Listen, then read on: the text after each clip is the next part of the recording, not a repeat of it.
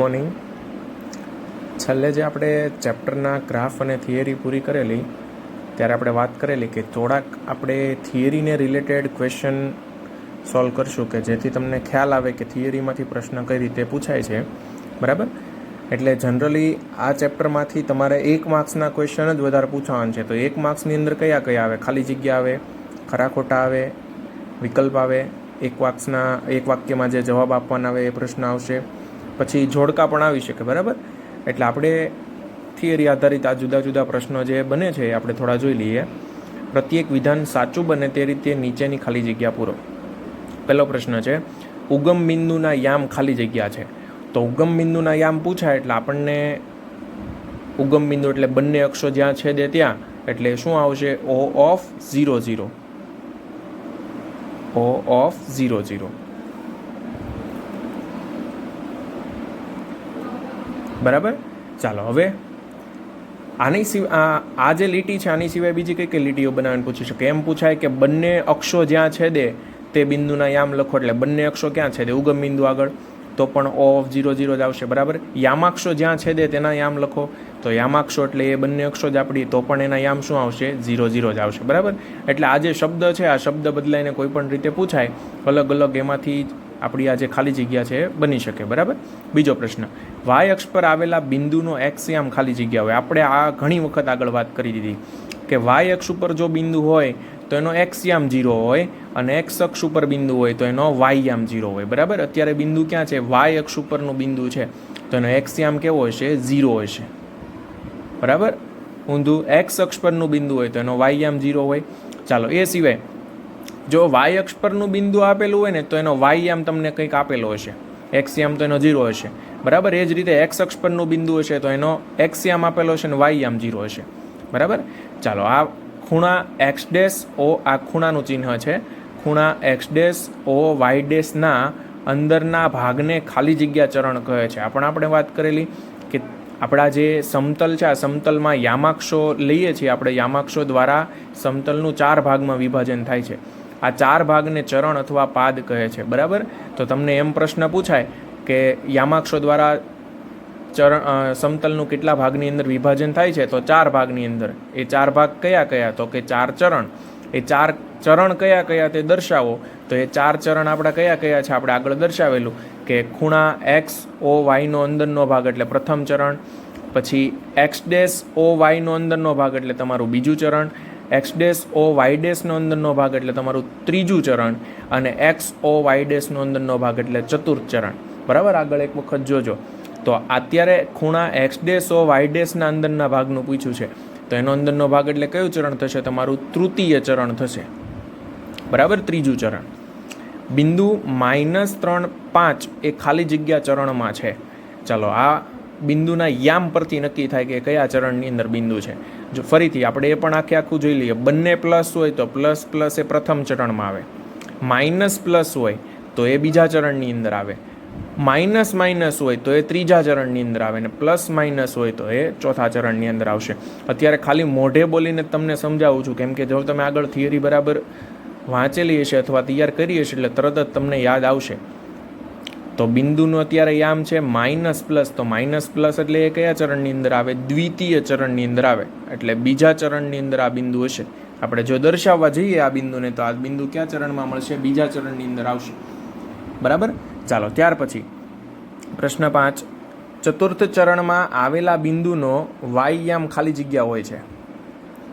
ચતુર્થ ચરણમાં આવેલા બિંદુનો વાય યામ, તો ચતુર્થ ચરણની અંદર બિંદુ હોય તો એનો એક્સ યામ પ્લસ હોય ને વાય યામ માઇનસ હોય. તો જો આ જે પ્રશ્ન છે ને આ બીજી રીતે પૂછો. આની અંદર તમને એક બિંદુ આપ્યું હતું, આ બિંદુના બંને યામ ઉપરથી તમે નક્કી કર્યું કે કયા ચરણની અંદર છે. આની અંદર તમને ચરણ કીધું છે અને આ ચરણનો યામ પૂછી લીધા, એટલે આનો ઊંધો પ્રશ્ન થયો. આમાં યામ આપેલા તમને અને ચરણ પૂછ્યું. માઇનસ પ્લસ યામ છે તો એ કયું ચરણ? બીજું ચરણ. હવે તમને ચરણ આપી દીધું છે અને યામ પૂછ્યા કે ચતુર્થ ચરણ છે તો એમાં બિંદુના યામ કયા હોય? તો ચતુર્થ ચરણની અંદર એક્સ યામ હોય પ્લસ અને વાય યામ હોય માઇનસ, એટલે પ્લસ માઇનસ હોય. પણ અહીંયા પણ પાછું આપણને વાય યામ જ પૂછ્યો છે, તો વાય યામ ખાલી કેવો હોય? ઋણ હોય, બરાબર, માઇનસ. એટલે આપણે માઇનસ નહીં પણ ઋણ એવું લખશું. ચતુર્થ ચરણમાં આવેલ બિંદુનો વાયયામ કેવો હોય છે? ઋણ હોય છે, બરાબર, અને એક્સયામ કેવો હોય છે? ધન હોય છે, બરાબર. ચાલો, ત્યાર પછી છે પ્રશ્ન 2. નીચેના પ્રશ્નોના એક વાક્યમાં જવાબ લખો. અત્યારે બધાના મેં 5-5 પ્રશ્ન બનાવીને અત્યારે મૂકેલા છે, બરાબર. આ રીતના ઘણા બધા પ્રશ્નો બને. જેટલા તમે આના પ્રશ્નો સોલ્વ કરશો એટલું તમારો આ ચેપ્ટરની થિયરી ક્લિયર થઈ જશે, બરાબર. બિંદુ 0-21 ક્યાં આવેલું છે? હવે આપણને ખબર છે આટલું બિંદુ આપણે યામ સમતલમાં કંઈ દર્શાવવા જવા નથી. યામ સમતલની અંદર આપણે અક્ષો દોરીએ તો અક્ષોમાં વધુમાં વધુ આ તરફ 10 ને આ તરફ -10 તમે બિંદુ દર્શાવી શકો. -21 સુધી તો આપણે કેટલું બધું બિંદુ દર્શાવી શકીએ નહીં. તો આપણે ખાલી આપણી થિયરી પરથી જ આના નામ લખવાના હોય, બરાબર. તો આ બિંદુ 0-21 ક્યાં આવેલું હશે? તો પહેલાં તો જો એક યામ જ 0 આવી ગયો, તો કોઈ પણ એક યામ 0 હોય એટલે અક્ષ ઉપર હોય, ફાઇનલ થઈ ગયું, બરાબર. હવે કયો યામ 0 છે એની ઉપરથી ખબર પડે કે કઈ અક્ષ ઉપર છે. એક્સ યામ 0 છે તો આ વાય અક્ષ ઉપર હશે. આ વાય યામ તમને આપેલો છે એટલે આ વાય અક્ષ ઉપર બિંદુ હશે.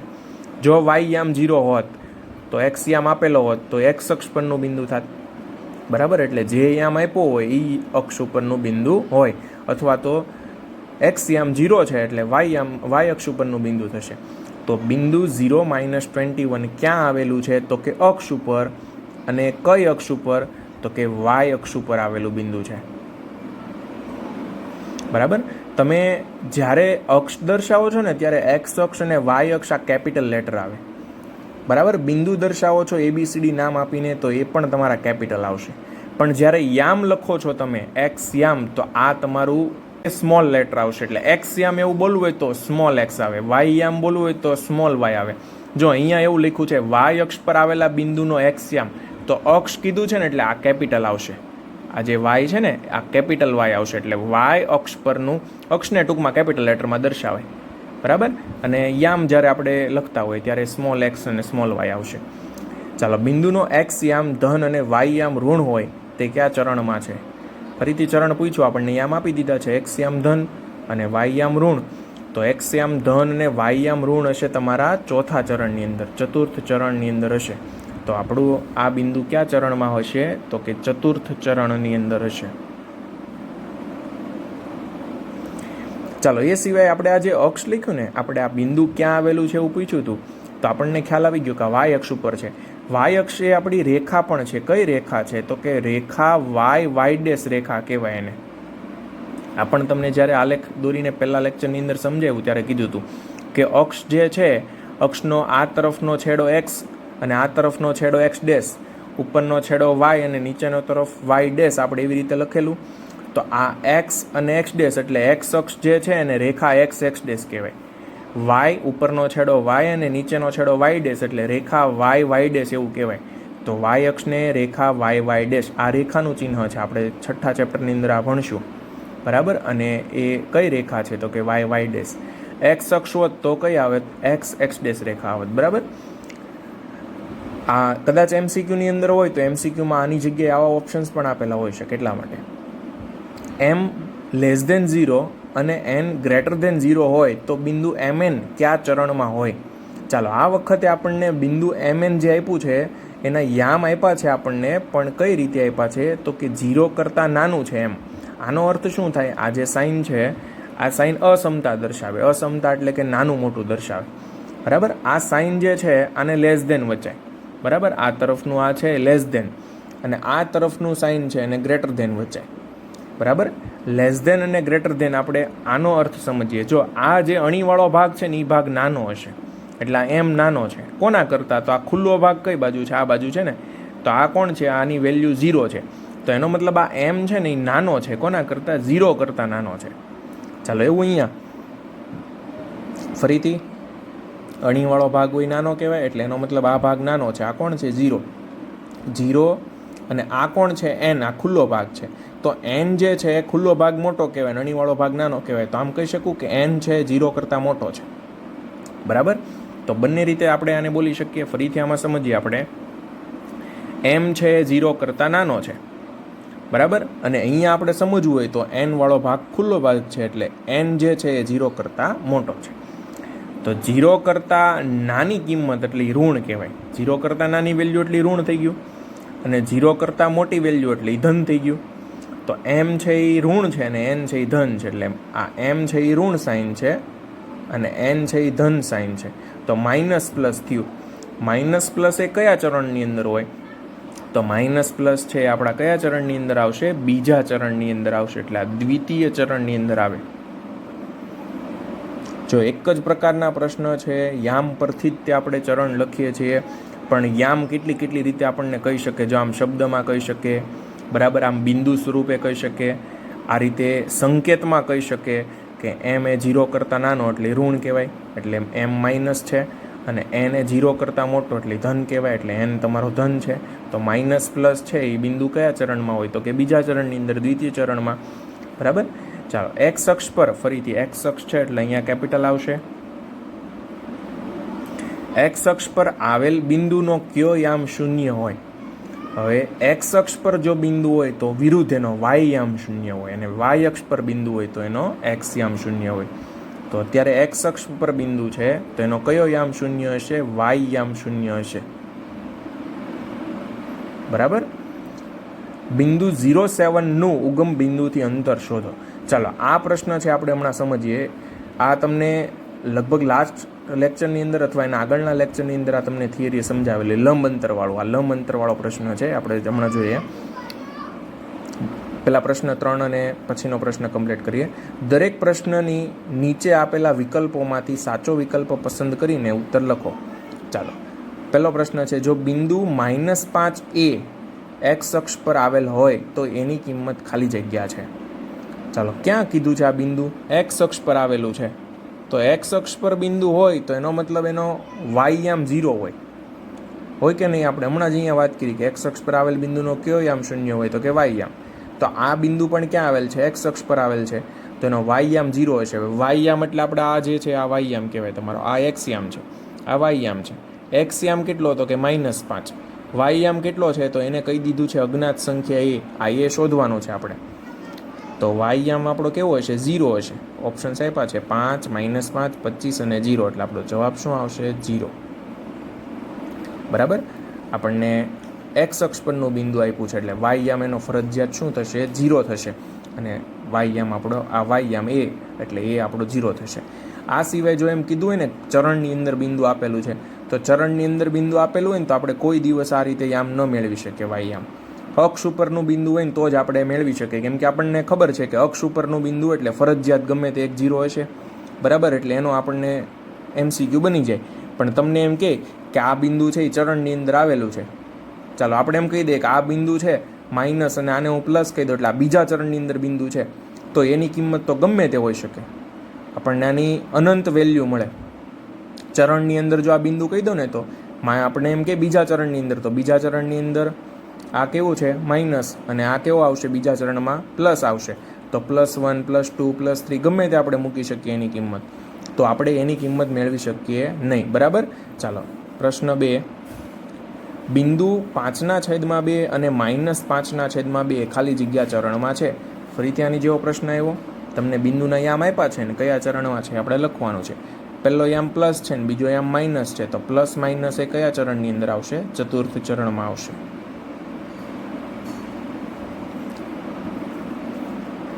એક પ્રશ્ન 5 હજી બાકી છે. એક્સ અક્ષ બિંદુ ખાલી જગ્યામાંથી પસાર ન થાય. ચાલો, આ થોડોક અલગ રીતે પ્રશ્ન છે, બહુ જ સહેલો પ્રશ્ન છે. એક્સ અક્ષ બિંદુ ખાલી જગ્યામાંથી પસાર ન થાય. હવે આપણે એક્સ અક્ષ ઉપર અનંત બિંદુઓ લઈ શકીએ, બરાબર. આ અનંત બિંદુઓ છે, અનંત બિંદુઓમાંથી એક્સ અક્ષ શું કીધું છે? એક્સ અક્ષ કયા બિંદુમાંથી પસાર નહીં થાય? હવે જો એ જે બિંદુ વાય અક્ષ ઉપર હશે ને એમાંથી એક્સ અક્ષ ક્યારેય પસાર ન થાય. ફોર એક્ઝામ્પલ આપણે વિચારીએ, આ રીતે આપણા 4 ચરણ અને આ એક્સ અક્ષ અને વાય અક્ષ છે, બરાબર. હવે આ બિંદુ પહેલું લઉં છું હું 7, 0, એટલે 7, 0 એટલે એનો એક્સ યામ 7 છે ને વાય યામ 0 છે, એટલે એનો મતલબ એ એક્સ અક્ષ ઉપરનું બિંદુ થશે કે નહીં? તો અહીંયા ધારી લો કે આ 7, 0 બિંદુ મળ્યું આપણને. આ બીજું બિંદુ છે 0, 3, તો તો 0,3 એટલે એક્સયામ 0 છે ને વાયયામ 3 આપ્યો છે, એટલે એનો મતલબ આ વાય અક્ષ ઉપર હશે અને વાય અક્ષ ઉપર 3 એટલે અહીંયા ઉપરની તરફ બિંદુ મળે એટલે આ તમારું 0,3 થઈ ગયું, આ તમારું 7 0 થઈ ગયું બિંદુ, બરાબર. એ રીતે -12 0, તો -12 0 એટલે આ તરફ મળે, એક્સયામ -12 એટલે અહીંયા એક્સયામ -12 હશે અને વાયયામ 0 એટલે એક્સ અક્ષ ઉપરનું બિંદુ થયું. એ જ રીતે 3/4 અને 0, 3/4 એટલે તમારો એક્સયામ અને વાયયામ 0 એટલે એ પણ અહીંયા કશે બિંદુ હશે, બરાબર. તો આ જે 3 બિંદુ છે ને, આ ત્રણેય બિંદુનો તમને એક્સયામ આપેલો છે અને વાયયામ 0 છે, એટલે ફરજિયાત આ ત્રણેય એક્સ અક્ષ ઉપરના બિંદુ થયા. જો આ ત્રણેય બિંદુ ક્યાં થયા? એક્સ અક્ષ પરના બિંદુ થયા. એટલે આ ત્રણેય બિંદુમાંથી તો એક્સ અક્ષ પસાર થશે કે નહીં? બરાબર. જો એક્સ અક્ષ પરના જ બિંદુ છે તો હું એવું ઊંધું પણ કહી શકું કે નહીં કે આ ત્રણેય બિંદુમાંથી એક્સ અક્ષ પસાર થાય છે. પણ આ બિંદુ જે 0,3 છે એ વાય અક્ષ ઉપર છે, તો આ 0,3 જે બિંદુ છે આમાંથી આપણી એક્સ અક્ષ પસાર થશે નહીં, બરાબર, કેમ કે એ વાય અક્ષ ઉપરનું બિંદુ છે. તો આપણો આ પ્રશ્ન એવો હતો કે એક્સ અક્ષ બિંદુ ખાલી જગ્યામાંથી પસાર ન થાય તો વાય અક્ષ ઉપરનું બિંદુ હોય ને ત્યાંથી આપણી એક્સ અક્ષ પસાર થાય નહીં. હવે જેટલા એક્સ અક્ષ ઉપર હશે એમાંથી તો એ પોતે અક્ષ પસાર થવાની જ છે, બરાબર. તો આ આપણે થોડોક સમજી વિચારીને આ પ્રશ્ન છે, બહુ સહેલો, પણ આ તમારે થોડુંક અલગ એવું થિયરી કરતા, બરાબર. વાય અક્ષનું બિંદુ ખાલી જગ્યામાંથી પસાર ન થાય તો વાય અક્ષનું બિંદુ હોય ને એ એક્સવાળા જે બિંદુ એમાંથી પસાર નહીં થાય. એટલે કે તમને વાય અક્ષનું બિંદુ ખાલી જગ્યામાંથી પસાર ન થાય એવો જો તમને પ્રશ્ન પૂછ્યો હોય ને તો તમારે છે ને એક્સ અક્ષ ઉપરનું બિંદુ આવેલું હોય ને એવું તમારે શોધવાનું. એક જ બિંદુ એવું હશે જે એક્સ અક્ષવાળું હશે, તો એ તમારો જવાબ આવશે, બરાબર. આ ચોથો પ્રશ્ન પણ આઈએમપી છે. જો a+3 એક્સયામ છે આખો, a+3 અને વાયયામ છે 7, આ એક બિંદુ થયું તમારું, અને 8b-2 આ એક્સયામ અને આ વાયયામ સમાન બિંદુઓ દર્શાવતા હોય તો બિંદુ a b એટલે આ તમારો આ મતલબ આ જે બંને બિંદુની અંદર એક એક યામમાં a અને b જે અજ્ઞાત સંખ્યા આપી છે ને એ ખાલી જગ્યા ચરણમાં છે એવું કીધું છે. તો આપણે તો જો આ બિંદુ મેળવવું હોય a b તો મારે a ની b ની કિંમત મેળવવી પડે. હવે a ની b ની કિંમત ક્યાંથી મળશે? તો આપણા આ બંને બિંદુમાંથી મળશે, બરાબર. આ બંને બિંદુ કેવા છે? સમાન બિંદુઓ છે એવું કહી દીધું. હવે સમાન બિંદુનો અર્થ આવો થાય, આ 5 5 જે છે ને આ સમાન બિંદુ કહેવાય. આને હું a કહી દઉં કે આને હું b કહી દઉં તો આ બંને સમાન બિંદુ છે. બંનેના એક્સયામ અને વાયયામ બંને કેવા છે? એક્સયામ અને વાયયામ સરખા હોય એટલે આ બંને સમાન બિંદુ કહેવાય, બરાબર. તો અહીંયા પણ તમને એમ કીધું કે આ બંને બિંદુ સમાન છે. કયા બંને બિંદુ? એક બિંદુ છે a+3 7 અને બીજું બિંદુ છે 8b-2. હવે આ બંને બિંદુ સમાન છે એટલે વચ્ચે હું સમાનનું એટલે કે ઇક્વલ ટુ આપણું બરાબરનું ચિહ્ન મેં કરી દીધું. જ્યારે બિંદુ સમાન હોય ને ત્યારે એનો અર્થ એવો થાય કે એને બંનેના એક્સયામ સરખા હશે અને બંનેના વાયયામ સરખા હશે, બરાબર. આ તો આપણું 5 5 લઈ લીધું. દાખલા તરીકે હું આમ લઈ લો 5 અને 6 અને બીજું સામે બિંદુ 5 6 હોય તો આ બંને સમાન બિંદુ કહેવાય. તો એનો મતલબ બંનેના એક્સયામ સરખા હશે અને વાયયામ સરખા હશે. તો આ બંને સમાન છે એટલે આ બંનેના એક્સયામ સરખાવી શકીએ આપણે. એટલે a+3 એક્સયામ બરાબર આનો એક્સયામ 8 એટલે a+3 બરાબર 8 આ એક્સયામ સરખાવ્યા અને વાયયામ છે 7 અને આનો વાયયામ છે b-2 એટલે 7 અને b-2 સરખાવશું આપણે. 7 બરાબર b-2, બરાબર. ફરીથી જો બંનેના એક્સયામ સરખા હતા એટલે આનો આખો એક્સયામ એટલો છે a+3 અને આનો એક્સયામ છે 8 એટલે આ બંને સરખાવ્યા આપણે, બરાબર. પછી વાયયામ સરખાવ્યા, આનો વાયયામ છે 7 અને આનો વાયયામ છે b-2 એટલે એ બંને સરખાવ્યા. હવે આની પરથી આપણને a b ની કિંમત મળશે. a ની કિંમત કેટલી મળશે? આ +3 સામે જાય એટલે -3 થશે, 8 - 3 એટલે a ની કિંમત મળશે 8માંથી 3 જાય એટલે 5 એટલે a ની વેલ્યુ મળી 5. ચાલો b ની વેલ્યુ મેળવીએ આપણે. આ b પ્લસ છે એમને એમ રહેવા દો. આ -2 જે છે ને એને હું આ બાજુ લઉં છું તો -2 આ બાજુ આવે એટલે +2 થઈ જશે. સામે b એમને એમ જ રહેશે તો b બરાબર 7 + 2 એટલે કેટલા થાય? 9 થાય. તો a ની કિંમત મળી 5 અને b ની કિંમત મળી 9 એટલે a b બિંદુ તમારું કયું થશે? 5 9 થશે. a b બિંદુ એટલે a પહેલાં a એટલે a આમ આપણો 5 અને b ની કિંમત છે 9 એટલે 5 9 બિંદુ થયું. તો આપણને એમ કીધેલું કે આ બંને બિંદુ સમાન બિંદુ છે તો એની ઉપરથી આપણે a b ની વેલ્યુ મેળવી. હવે આપણને એમ કીધું છે કે બિંદુ એ બી એ કયા ચરણમાં છે. હવે આપણને બિંદુ એ બી પૂછે ને તો એ બિંદુ એ બી પણ આપણને ખબર છે. બિંદુ એ બી કયું? બિંદુ એ બી એટલે આપણું 5, 9. એટલે તમને આની અંદર ઓપ્શન્સમાં બિંદુ પણ પૂછી શકે. તો બિંદુ એ બી એ ખાલી જગ્યા છે, તો બિંદુ એ બી ખાલી જગ્યામાં 5, 9 જ્યાં દેખાય એ તમારું બિંદુ હોય. પણ અત્યારે બિંદુ નથી પૂછ્યું, આ બિંદુ એ કયા ચરણમાં છે. હવે આપણું આ બિંદુ જે આવ્યું એ બંને પ્લસ પ્લસ છે, તો 5, 9 પ્લસ પ્લસ એટલે કયા ચરણની અંદર આવે? પ્રથમ ચરણની અંદર આવશે. બરાબર. ચાલો, આ તમે જે સમજાય અહીંયા હું હમણાં નીચે પછી તમને સોલ્યુશન લખીને જ ફોટો પાડીને મોકલીશ. બરાબર, એટલે અત્યારે ખાલી સમજી લ્યો તમે. આ આઈએમપી પ્રશ્ન છે. બરાબર, બિંદુ સમાન બિંદુવાળા, સમાન બિંદુ પરથી બિંદુના યામ પૂછી શકે, બિંદુનું ચરણ પૂછી શકે. ચાલો, પ્રશ્ન 5. બિંદુ -30 એ ખાલી જગ્યા છે. -30 એ ખાલી જગ્યા છે એટલે ક્યાં છે? પ્રથમ ચરણમાં છે, તૃતીય ચરણમાં છે, એક્સ અક્ષ પર છે કે વાય અક્ષ ઉપર છે? ચાલો નક્કી કરો. બંને પ્લસ પ્લસ હોત તો પ્રથમ ચરણ, પ્લસ માઇનસ હોત તો ચતુર્થ ચરણ, માઇનસ માઇનસ હોય તો તૃતીય ચરણ, અને માઇનસ પ્લસ હોય તો દ્વિતીય ચરણ. આ ડાવડું ગમે તેમ પૂછાય, યાદ રાખવાનું. એક યામ 0 આવ્યો એટલે આ ચરણમાં નથી, અક્ષ ઉપર છે. વાય યામ 0 આવ્યો એટલે આ એક્સ અક્ષ ઉપરનું બિંદુ છે. બરાબર. ચાલો નેક્સ્ટ, ત્યાર પછી છે નીચેના વિધાનો ખરા છે કે ખોટા તે લખો. ચાલો, તમને ખરા ખોટા આપેલા છે. પહેલું છે બિંદુ -7, એ ચતુર્થ ચરણમાં છે. માઇનસ અને પ્લસ, માઇનસ પ્લસ એ કયા ચરણની અંદર આવે? માઇનસ પ્લસ આવશે બીજા ચરણની અંદર, દ્વિતીય ચરણમાં. એ ચતુર્થ ચરણમાં છે, તો આ વિધાન કેવું છે? ખોટું છે. બરાબર, ચતુર્થ ચરણની અંદર આવશે. A(07) એ વાય અક્ષ પરનું બિંદુ છે. A(07) એ વાય અક્ષ પરનું બિંદુ છે. એક્સ યામ 0 આપ્યો છે એટલે એ વાય અક્ષ પરનું જ બિંદુ કહેવાય. બરાબર છે, સાચું છે.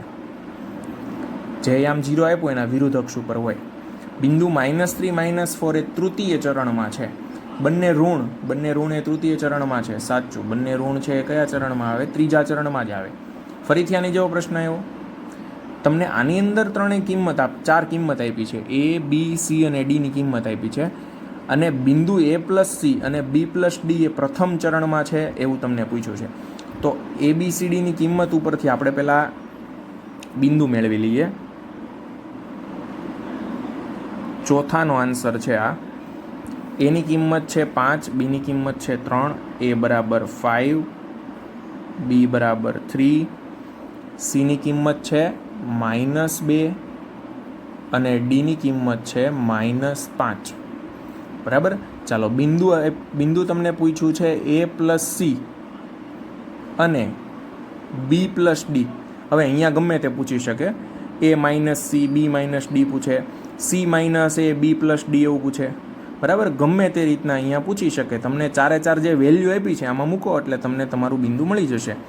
પહેલું એક્સ યામ આપ્યો છે તમને A+C, આ એક્સ યામ છે ને આ તમારો વાય યામ છે. તો એક્સ યામની અંદર આપણે કિંમત મૂકીએ. એની કિંમત કેટલી છે? 5 પ્લસ સીની કિંમત કેટલી છે? -2. તો અત્યારે આપણે થોડી વાર લખીએ છીએ -2. આ એક્સ યામ થયો. હવે તમારો વાય યામ. B+D, બીની કિંમત કેટલી છે? 3 અને ડીની કિંમત છે -5. બરાબર. તો આ બિંદુ થશે. ચાલો, પ્લસ માઇનસ, 5માંથી 2 જાય એટલે કેટલા વધે? 3 વધે. અને 3 - 5 એટલે કેટલા વધે? -2 મળે. બરાબર. આપણે અહીંયા ડાયરેક્ટ જો આ ગણતરી ન કરીએ ને તો પણ આપણને ખબર પડે. અહીંયા એની કિંમત મૂકી 5, સીની કિંમત મૂકી -2, તો 5માંથી 2 જાય એટલે કેટલા વધે? 3. ચાલો, બી ને ડી છે એનો સરવાળો છે તો 3 - 5, તો 3 - 5 એટલે -2. તો આ બિંદુ તમને બિંદુના યામ પૂછ્યા હોય કે બિંદુ A+C અને B+D મેળવો, તો આપણે મેળવી લીધું 3 - 2. પણ બિંદુ મેળવવાનું નથી કીધું. એ બિંદુ કયા ચરણમાં છે એમ પૂછ્યું છે. તો આ કયા ચરણની અંદર આવે? પ્લસ માઇનસ બિંદુ ચતુર્થ ચરણની અંદર આવે. અને અહીંયા શું કીધું છે? પ્રથમ ચરણનું છે. ખોટું. ચતુર્થ ચરણનું બિંદુ છે, પ્રથમ ચરણનું નથી. બરાબર. તો આ તમારા ખરા ખોટા થઈ ગયા. ચાલો, હવે આજે એક પ્રશ્ન બાકી રહે છે, આ સમજીએ આપણે. બિંદુ 07 નું ઉગમ બિંદુથી અંતર શોધો. ચલો જો આ તમારું બિંદુ 0,7 છે, સોરી આ 7,0 છે. 0,7 એટલે અહીંયા વાય અક્ષ ઉપરનું બિંદુ આવશે, બરાબર. એક્સ યામ 0 અને વાય યામ 7, એટલે અહીંયા તમને આ 4, 5, 6 ને પછી 7 અહીંયા જે બિંદુ મળશે આ તમારું 0,7 બિંદુ કહેવાય, બરાબર. આ 0,7 બિંદુનું ઉગમ બિંદુથી અંતર, તો ઉગમ બિંદુથી અંતર કેટલું હોય, તો આ જેટલા એકમ છે એટલા અંતર એટલો જ એકમ અંતર હશે. 1, 2, 3, 4, 5, 6 અને 7 એકમ છે, તો 7 એકમ અંતર હશે ઉગમ બિંદુથી. બહુ જ સહેલો પ્રશ્ન છે, બરાબર. જો દાખલા તરીકે અહીંયા એક બીજું બિંદુ લીધું છે મેં 2, 0, તો આ 2, 0 બિંદુનું ઉગમ બિંદુથી અંતર, તો ઉગમ બિંદુથી આનું અંતર કેટલું હોય, આટલું હોય. અને આ માપ કેટલું છે, 1 અને 2 એકમ જેટલું. એટલે જે તમને બિંદુ આપ્યું છે એ બિંદુનો જે યામ છે એક્સ યામ, એ જ એનું ઉગમ બિંદુથી અંતર થાય, બરાબર. દાખલા તરીકે અહીંયા એક બીજું બિંદુ છે 0,5, આ 0,5 બિંદુ છે. આ 0,5 બિંદુનું તમને એમ પૂછું કે ઉગમ બિંદુથી અંતર કેટલું, તો આ 5 એકમ જેટલું, એના વાય યામ જેટલું, બરાબર. તો બહુ જ સહેલો પ્રશ્ન છે. તો ઉગમ બિંદુથી 0,7નું ઉગમ બિંદુથી અંતર શોધો તો કેટલું હશે, 7 એકમ જેટલું હશે, બરાબર.